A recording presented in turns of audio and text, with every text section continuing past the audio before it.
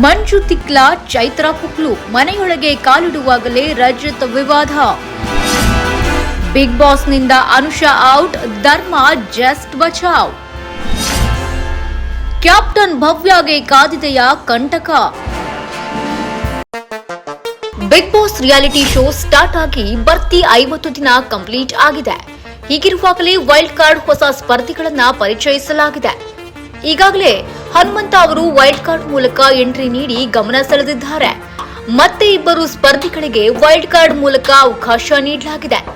ತೆಲುಗು ಕಿರುತೆರೆಯಲ್ಲಿ ಹೆಸರು ಮಾಡಿರುವ ಶೋಭಾ ಶೆಟ್ಟಿ ಹಾಗೂ ಒಂದಷ್ಟು ರಿಯಾಲಿಟಿ ಶೋಗಳಲ್ಲಿ ಭಾಗವಹಿಸಿರುವ ರಜತ್ ಅವರು ಬಿಗ್ ಬಾಸ್ ಕನ್ನಡ ಸೀಸನ್ 11 ಶೋಗೆ ಬಂದಿದ್ದಾರೆ. ಎಸ್, ಬಿಗ್ ಬಾಸ್ ಮನೆಯ ಒಳಗೆ ಹೋಗುವುದಕ್ಕೂ ಮುನ್ನ ರಜತ್ ಮತ್ತು ಶೋಭಾ ಶೆಟ್ಟಿ ಅವರನ್ನ ವೇದಿಕೆಯಲ್ಲಿ ಸುದೀಪ್ ಅವರು ಮಾತನಾಡಿಸಿದ್ದಾರೆ.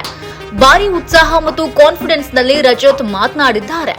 ಆದರೆ ಮಾತಿನ ಭರದಲ್ಲಿ ಅವರು ಕೆಲವು ಸ್ಪರ್ಧಿಗಳ ಬಗ್ಗೆ ಹಗೂರವಾದ ಮಾತುಗಳನ್ನು ಕೂಡ ಹೇಳಿದ್ದಾರೆ. ಇದರಿಂದ ಮನೆಯ ಒಳಗೆ ವಿವಾದ ಹೊತ್ತಿಕೊಳ್ಳುವ ಸಾಧ್ಯತೆ ಇದೆ. ಉಪೇಂದ್ರ ನಟನೆಯ ರಕ್ತ ಕಣ್ಣೀರು ಸಿನಿಮಾದ ಡೈಲಾಗ್ ರೀತಿಯಲ್ಲಿ ರಜತ್ ಅವರು ತಮ್ಮ ಅಭಿಪ್ರಾಯಗಳನ್ನ ಹಂಚಿಕೊಂಡಿದ್ದಾರೆ. ಮನೆಯಲ್ಲಿ ಅರ್ಧ ಜನ ತಿಕ್ಲು, ಇನ್ನು ಅರ್ಧ ಜನ ಪುಕ್ಲು. ಇವರು ಯಾರು ಉದ್ಧಾರ ಆಗುವುದಿಲ್ಲ ಎಂದು ರಜತ್ ಹೇಳಿದ್ರು. ತಿಕ್ಲು ಯಾರು, ಪುಕ್ಲು ಯಾರು ಎಂದು ಸುದೀಪ್ ಪ್ರಶ್ನೆ ಮಾಡಿದಕ್ಕೆ ಉಗ್ರ ಮಂಜು ಮತ್ತು ಚೈತ್ರ ಕುಂದಾಪುರ ಅವರ ಹೆಸರನ್ನ ಹೇಳಿದ್ದಾರೆ. ಉಗ್ರ ಮಂಜು ಮನಸ್ಸಿಗೆ ಬಂದಂತೆ ಆಟವಾಡ್ತಾರೆ. ತ್ರಿವಿಕ್ರಮ್ ಅವರದ್ದು ಕೂಡ ಮುಖವಾಡದ ಆಟ. ಗೌತಮಿ ಕೂಡ ಮುಖವಾಡ ಹಾಕೊಂಡಿದ್ದಾರೆ. ನಾನು ಆ ಮುಖವಾಡವನ್ನ ತೆಗೆಸ್ತೀನಿ, ಆದ್ರೆ ನಾನು ಸಂಪೂರ್ಣವಾಗಿ ಮನರಂಜನೆಯನ್ನ ನೀಡ್ತೀನಿ ಎಂದು ರಜತ್ ಹೇಳಿದ್ರು. ಇಷ್ಟು ವರ್ಷ ಮಾಡಿದ ಬೇರೆ ಬೇರೆ ರಿಯಾಲಿಟಿ ಶೋ ನನ್ನನ್ನ ಬೆಂಬಲಿಸಿದ್ದೀರಿ.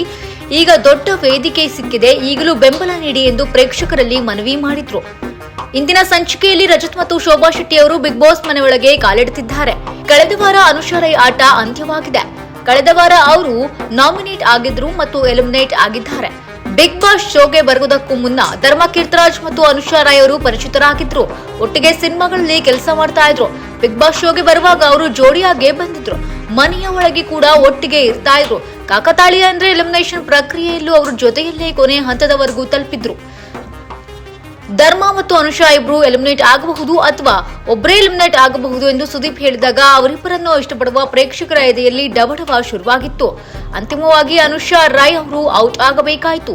ಧರ್ಮ ಕೀರ್ತಿರಾಜ್ ಅವರು ಅಳುತ್ತಾ ವಾಪಸ್ ಬಿಗ್ ಬಾಸ್ ಮನೆಯೊಳಗೆ ಹೋಗಿದ್ದಾರೆ.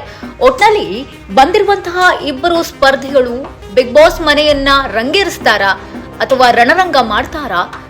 ಕಾತ್ ನೋಡ್ಬೇಕು. Entertainment bureau, essential news.